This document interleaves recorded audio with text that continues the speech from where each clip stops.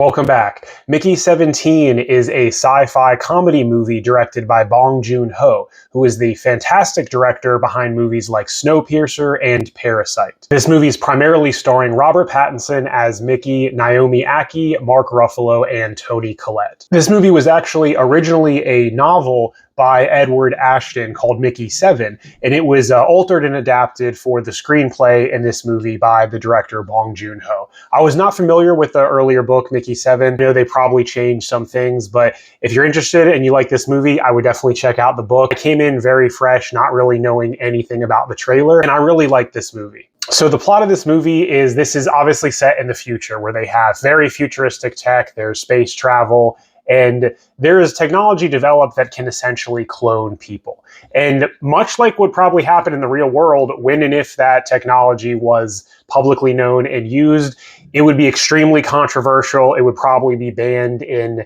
any usage on Earth.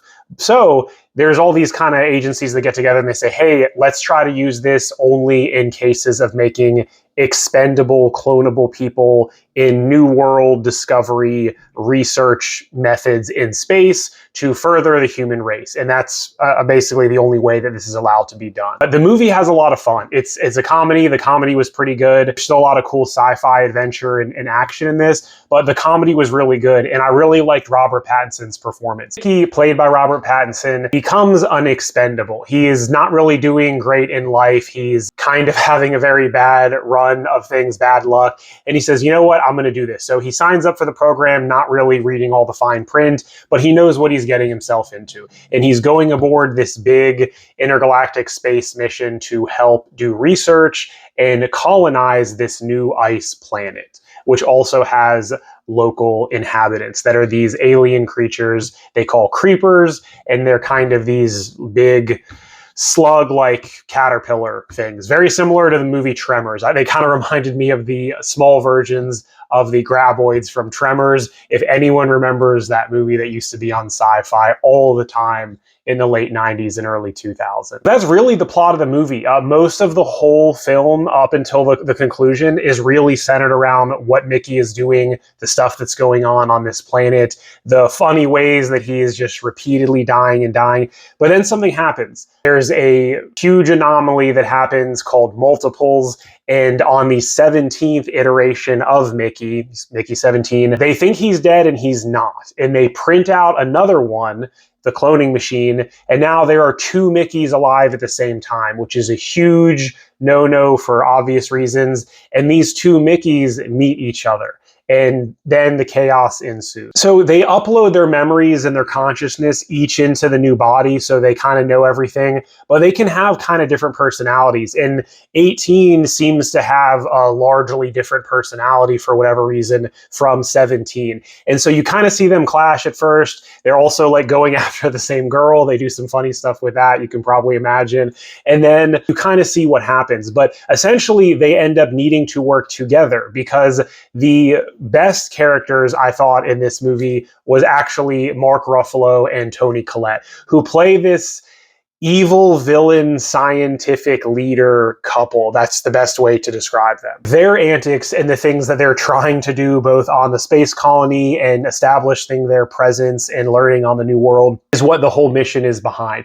And Mark Ruffalo was fantastic as this character. You've seen him in Poor Things, which is an incredible movie, hilarious movie. He is so good at playing the stupid, hateable action character. He's incredible at that. He has a lot more range than you might think, aside from, you know, seeing him play Bruce Banner as the Hulk, where he really can't do that much. He has to play it safe in a Marvel movie. Mark Ruffalo will actually do a lot of pretty edgy stuff in R-rated movies, and you really get to see that in movies like Poor Things and in movies like this, where he's just playing this stupid, hilarious, hateable character who's honestly an idiot, and he has a lot of fun with it. And the movie is very aware of what they're doing with his character. So I really like that, and I thought his performance was really good, especially the way that he bounced that off of the rest of the supporting cast. It's really the main characters the movie is centered around. They're trying to team up. They're trying to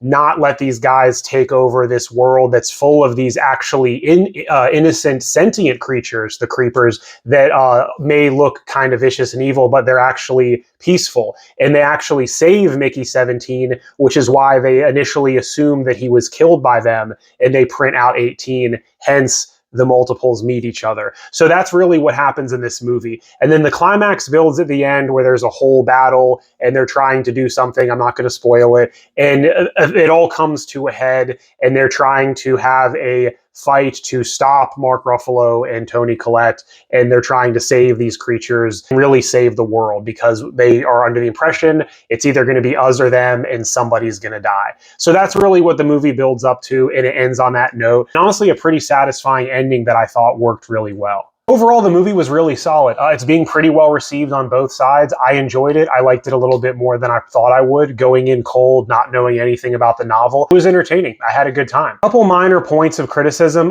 Early on in the beginning, up and through the first act, there were a couple points that lost me a little bit. I was a little bit wandering in and out of attention during the first maybe 30 minutes, but it wasn't bad. And once it kind of gets off and they're in space and you know what's going on, it was good. Also, I would have personally liked to see the ice world fleshed out a little bit more. They just kind of land on it and you're really just along for the ride. And aside from seeing the stuff that's largely going on in the big space colony ship and the interaction with the creepers, there's really not much else that they're doing on this world, and you're not seeing anything else. I think it would have been cool to kind of see other alien monsters or kind of some other things that are going in if they weave that into the plot. But again, it didn't really detract much from the movie. I want to say one more thing about continuously being impressed with Robert Pattinson's range and really just his overall acting ability.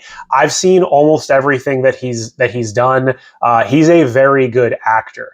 High Life, Good Time, Remember Me, other things that he's done. People initially kind of hated on him a little bit just for being in his earlier works like Twilight and Cedric Diggory and Harry Potter, where he barely got to do anything. He's a very, very good actor. You can see he's continuously developed.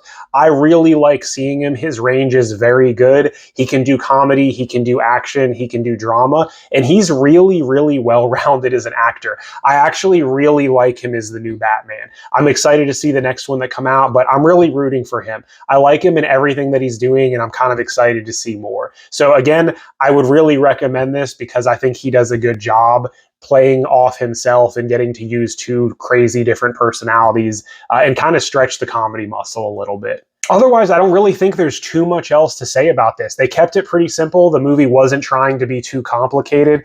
It was a sci-fi comedy. It worked well. It was pretty original. I like the way they did everything with the Expendables and the multiples. Seeing Robert Pattinson get to act alongside himself and kind of play off two alternate personalities, I like that, and I thought he did a good job.